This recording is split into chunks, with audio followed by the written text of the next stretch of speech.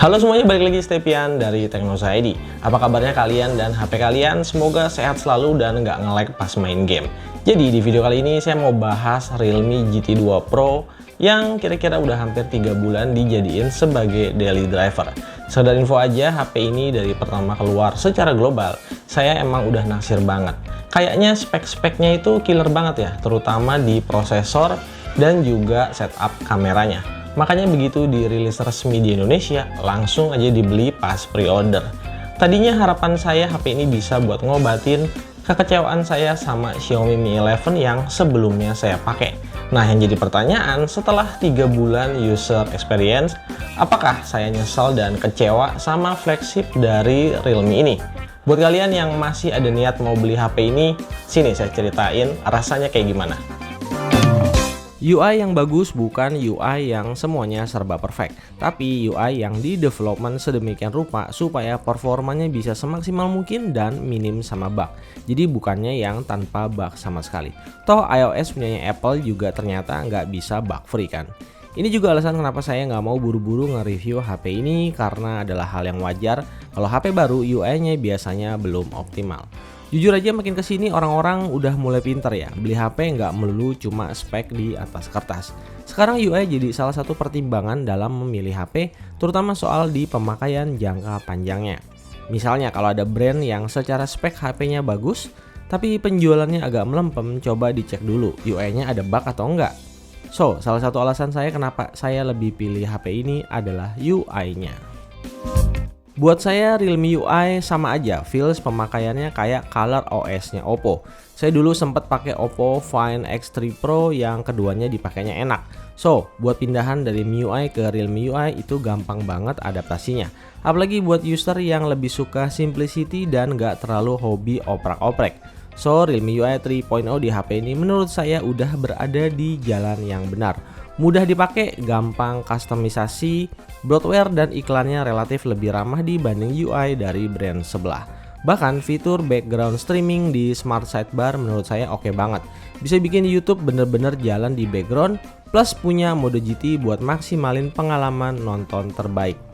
Tapi di awal saya udah bilang, UI yang bagus bukan UI yang perfect, nggak ada bug sama sekali. Tapi UI yang bisa segera diperbaiki andai ada beberapa bug yang terjadi. Dan ya, apakah Realme UI ada bug? Tentu aja ada. Bahkan saya pernah dapat yang termasuk parah. Jadi di beberapa bulan yang lalu HP ini pernah kena bug parah di video recording. Sistem stabilizer di HP ini tuh kayak rusak gitu. Hasil videonya goyang parah, padahal ini video kamera utama yang katanya punya OIS. Tapi kerennya Realme di beberapa hari kemudian langsung dikasih update software yang ngeberesin semua masalah kayak gini. Hanya dalam hitungan hari loh ya. Beberapa hari doang, nggak sampai 30 hari atau lebih. Oh ya, buat user Realme yang dulu kesel sama metode power off di tombol power, sekarang Realme udah dibalikin lagi ke style yang lebih familiar kayak biasanya. Tekan dan tahan tombol power buat munculin menu power off atau buat aktifin Google Assistant. Nggak perlu repot lagi harus neken dan tahan tombol power barengan sama tombol volume. Kalau untuk glance wallpaper emang nggak bisa beneran mati kalau kita matiin lewat menunya. Harus masuk lebih dalam lewat apps management, terus pilih disable baru deh nanti glance wallpapernya beneran mati nggak nongol lagi. So sekali lagi UI bagus itu bukan yang selalu perfect 100%, tapi yang bisa cepat kasih perbaikan secara kontinu. Ingat ya, nggak semua orang cari HP hanya modal spek doang. Tapi butuh juga sama yang namanya UI experience. Secara personal, suka atau enggaknya saya balikin ke user masing-masing. Di harga yang nyaris 10 juta, semua harapan soal desain dan build quality pada sebuah smartphone semuanya itu ada di Realme GT2 Pro. Mau dipegang atau dilihat, HP ini beneran feelsnya premium banget. Ini pendapat saya ya. Kayaknya HP ini bisa jadi collectible item atau minimal bakal selalu diingat sama orang-orang. So kayaknya project Realme GT dengan Naoto Fukusawa bisa berlanjut di seri-seri berikutnya. Saya rasa strategi yang dipakai Realme soal desain cukup berhasil dan diterima pasar. Oh ya, gara-gara bawa tema lingkungan ternyata nggak bikin Realme ikut-ikutan latah menghilangkan charger demi dapat ekstra cuan. So, kalau untuk urusan charger, uang yang kita keluarkan cukup sebanding. Tapi tetap ya, kalau kalian ngarepnya ini real flagship ya tetap salah. HP ini nggak punya 2 poin mutlak yang harus kudu wajib ada di checklist flagship. Yang pertama IP rating dan yang kedua wireless charging. Teknologi charger speed di Realme GT 2 Pro emang sedikit ketinggalan sama GT Neo 3 series yang baru aja dirilis. Tapi kita fair-fairan aja. 65 watt itu masih cukup banget untuk saat ini. Cuma perlu sekitar 30 menitan aja baterainya udah bisa penuh. Lagian baterai yang dikasih juga udah standar 2022, 5000 mAh. Sangat cukup buat nyala seharian dalam sekali charge di kondisi pemakaian moderat sambil sesekali buat ngegame. SOT yang saya bisa dapat sekitar 5 jam lebih sedikit, itu pun masih ada sisa-sisa remahan baterai buat dipakai nemenin pulang kerja sampai rumah, tanpa harus nyalain fitur power saving. Kalau mau lebih ya tinggal dinyalain power saving mode dan jangan tergoda buat main game, apalagi mabar berjam-jam kecuali kalau kalian bawa charger atau power bank. Selama hampir 3 bulan pemakaian, saya nggak punya komplain soal layar di HP ini. Kalau disuruh kasih nilai, layar di HP ini tuh skornya bisa dapat yang tinggi banget. Layar AMOLED LTPO di resolusi 2K 1 miliar warna dengan refresh rate 120Hz, disupport juga sama HDR10+, dan soal layar flatnya saya nggak ada masalah ya. Nggak terlalu penting juga kalau cuma sekedar dibandingin sama layar melengkung. Toh yang penting warnanya oke, terus pakai Gorilla Glass Victus, fingerprint di layarnya gesit, dan terakhir bezelnya super tipis banget kayak di HP-HP kelas high-end. Kalau soal adu kualitas, di mata saya sih Realme GT 2 Pro ini layarnya bisa diadu sama HP-HP lain yang lebih mahal sekalipun. Pokoknya untuk layarnya GG banget. Adaptive refresh rate di layar LTPO-nya bisa jalan smooth banget dari mulai 1 Hz pas always on display, terus lanjut di 10 Hz sampai mentoknya di 120 Hz. Layar LTPO ini juga punya kontribusi penting bikin konsumsi daya di smartphone ini jadi irit banget. Sekali lagi ingat ya, nggak semua layar AMOLED levelnya sama. AMOLED LTPO biasanya cuma dipakai di HP-HP kelas high-end aja. So pastinya beda layar AMOLED tentu aja beda standar.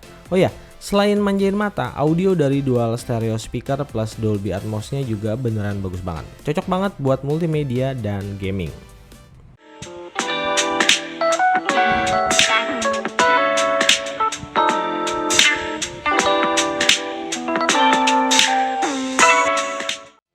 Snapdragon 8 Gen 1 seharusnya bisa jadi obat dari penyakit Snapdragon 888 kemarin. Ada total 4 HP ber-Snapdragon 888 yang pernah saya pakai. Mulai dari Mi 11, Find X3 Pro, Asus Zenfone 8, dan terakhir Galaxy Z Flip 3. Semuanya rata, punya problem khas Snapdragon 888 seperti throttling yang agresif, gampang panas, dan boros baterai. Pertanyaannya, apakah Snapdragon 8 Gen 1 di Realme GT 2 Pro ini tuningnya udah oke? Kalau kita bandingin Snapdragon 888, ya jelas chipset ini lebih baik, tapi masih belum bisa sebagus golden eranya Snapdragon 865. GT 2 Pro performanya emang kayak dilepas supaya lebih bebas digeber. Cuma kalau boleh jujur, emang di awal-awal pakai HP ini tuh masih suka demam, bahkan bisa tahu-tahu hangat sendiri padahal lagi nggak dipakai. Tapi balik lagi, karena software update-nya tepat waktu, makanya semakin kesini saya rasain HP ini jadi makin adem. Apalagi kita semua udah tahu cooling system punya Realme jadi salah satu yang terbaik di Android saat ini. Jadi kalau mau dibandingin sama Snapdragon 888, jelas Snapdragon 8 Gen 1 ini lebih oke. So dengan flagship spek buat dipakai harian, jelas HP ini nggak punya komplain sama sekali. Semua angka-angkanya tuh serba gede, mulai dari storage, RAM, sampai skor benchmark yang gede banget. Semuanya ngeblend di racikan Realme UI 3.0-nya. Cuma nih saya nemuin sedikit PR untuk sektor gaming. Nggak tahu kenapa di beberapa game ringan yang seharusnya bisa jalan 120 fps, Realme GT 2 Pro ini ternyata hanya mentok jalan 60 fps aja. Saya nggak tahu apakah karena gamenya nggak support atau dari UI-nya yang belum optimal. Soalnya game-game ringan kayak Beats Banjo Racing cuma bisa mentok 60 fps. Sementara kalau mainnya di Galaxy A52s yang chipsetnya jauh di bawah GT 2 Pro, justru gamenya bisa jalan 120 fps. Masalah optimalisasi juga jadi isu buat beberapa game populer. Misalnya kayak Mobile Legends yang belum terbuka opsi settingan ultra. Ya, semoga aja bisa dapat dikasih update optimalisasi dari developer gamenya. Secara keseluruhan ngegame pakai GT 2 Pro sangat nyenengin. Apalagi layarnya gede tapi beratnya masih wajar di tangan. Untuk touch response saya nggak bisa ngerasain klaim dari Realme yang katanya bisa nyentuh 1000 Hz. Bisa jadi cuma gimmick marketing aja. Tapi so far Sampai hari ini layarnya tetap responsif, nggak ada delay-delay yang bikin masalah. Kalau dari pengalaman saya nih, mainin Apex Legends di HP ini tuh salah satu kenikmatan ya. Pertama bisa disetting grafis rata kanan 60 fps. Ya nggak selalu full 60 fps sih, kadang-kadang masih bisa turun-turun sedikit di 56 fps pakai mode standar. Ada keluhan nggak bang? Ya ada. Kadang-kadang di beberapa momen sepersekian detik itu beberapa area layarnya suka nggak ngerespon sentuhan. Biasanya kalau di saya sih kejadiannya area kanan layar, tepatnya di icon buat reloading sama sliding. Cuma ya nggak tiap saat sih, cuma sesekali aja. Kadang-kadang ada, kadang-kadang nggak. Ini kayaknya sih dari Apex Legends-nya ya. Soalnya saya cobain di Galaxy A52s, hasilnya juga sama. Oh ya, 2 kali match multiplayer dengan total waktu 15 menit, suhunya adem, cuma 40 derajat Celcius dan baterainya juga cuma habis di 4% aja. Kalau untuk Genshin Impact, sebenarnya Realme GT2 Pro termasuk salah satu smartphone yang ramah buat game ini. Ini gambaran aja ya. Kalau dipakai mentok di highest 60 fps, HP ini masih sanggup ngelibas Genshin Impact rata-rata di atas 30 fps. Biasanya dari pengalaman saya, angka tertingginya itu di lock di 50 fps. Cuma sedikit catatan, di setting rata kanan kayak gini, gejala throttlingnya bakal kejadian kalau udah di atas 5 menit main. Cuma emang ya masih aman banget, nggak sampai ngeframe. Sebenarnya kalau kita aktifin mode GT, FPS-nya bisa dijaga antara 40 sampai 45 fps. Cuma saya lebih saranin daripada pakai mode GT di setting highest kayak gini, mending diturunin aja grafisnya satu level supaya FPS-nya bisa lebih tinggi dan gameplaynya juga lebih stabil. Efeknya kita bisa dapetin baterai yang lebih irit juga nih. 15 menit main habis di 5% aja dengan suhu yang masih kondusif. Cuma anget-anget aja di 42 derajat Celcius. Kalau terpaksa pengen pakai mode GT, saran saya dipakein cooling fan biar nggak kepanasan.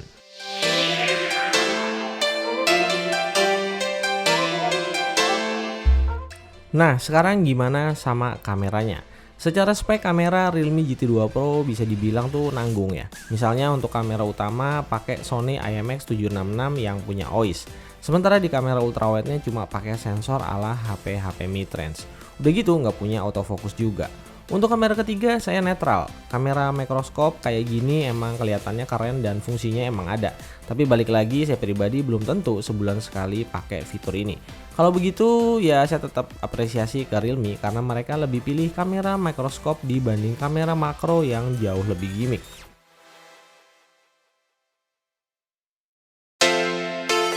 Kalau ngomongin kualitas kamera utama, sensor dari Sony dan ISP dari Snapdragon kayak udah jadi jaminan kalau kameranya pasti hasilin foto-foto yang bagus. Rata-rata hasil fotonya memuaskan dari sisi kebutuhan saya ya. Detail yang dikasih tajam, warnanya keluar, walau processingnya masih agak sedikit berlebihan. Buat dynamic range-nya juga terasa mantap hasil fotonya, termasuk di kondisi ekstrim low light sekalipun. Night mode di kameranya masih sanggup kasih foto-foto yang bersih dari noise, minim blur, terus detail yang ditangkap juga masih oke. Nggak cuma asal naikin exposure dan highlight doang. Balik lagi, itulah fungsi sensor yang bagus dan juga OIS. Sayang di kamera ultrawide hasilnya kurang berimbang kalau dibandingin sama kamera utama, terutama soal detail dan dynamic range. Kalau di kondisi cahaya bagus sih mungkin bedanya nggak signifikan. Tapi kalau di kondisi kurang cahaya, bedanya bakalan terasa banget.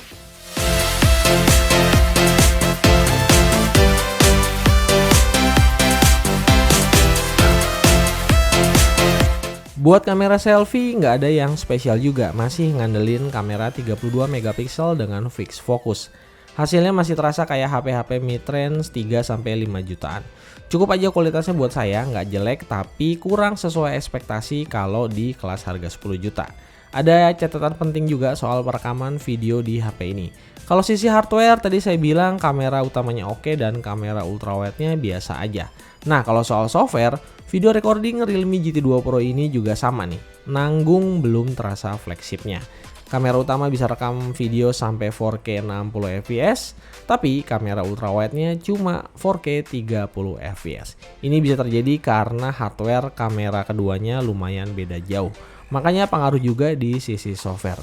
Video recordingnya nggak bisa berganti lensa pas rekam video di 4K 60 fps. Kalau mau rekam video sambil berganti lensa harus pakai 4K 30 fps atau 1080p di 60 fps.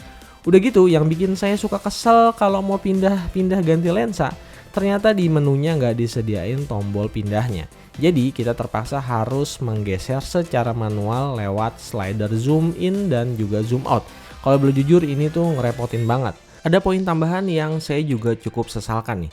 Ternyata kualitas video kamera depannya cuma sampai 1080p 30 fps dan ini tuh nggak bisa dipakai berpindah dari kamera depan ke kamera belakang atau sebaliknya.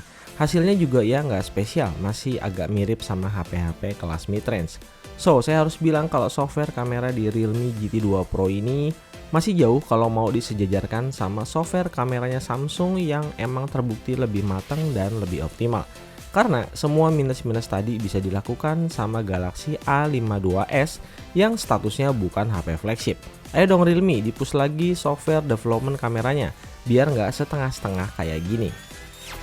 Tapi lepas dari minus software kameranya, hasil video recording di HP ini layak dibilang memuaskan, terutama kamera utamanya. Footage videonya stabil, tone warnanya sama dynamic range-nya keluar, dan detail yang ditangkap juga tajam. Apalagi soal image quality, HP ini udah bisa rekam di resolusi 8K 24fps dan udah support juga video HDR10 atau di 10-bit color.